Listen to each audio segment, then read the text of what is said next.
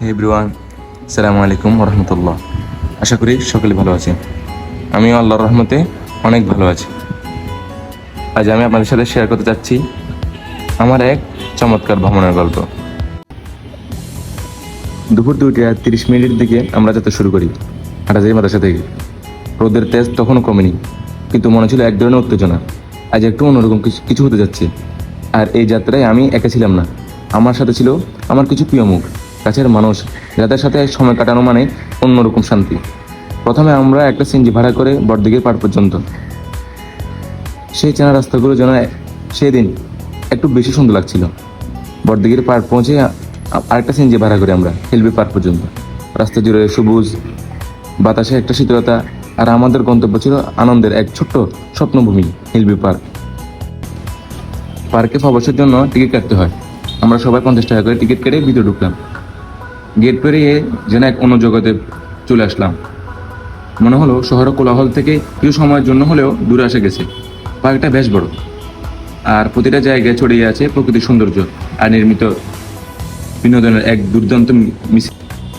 একদিকে ঝর্ণা সমুদ্র ধ্বনি মনকে শান্ত করে তুলছে, আরেক পাশে ছোটদের খেলার জায়গা, স্লাইড, দোলনা, দৌড়ঝাঁপ। মাঝখানে আছে একটা বড় পুকুর, যেখানে বোটিং আর সুইমিংয়ের ব্যবস্থা আছে।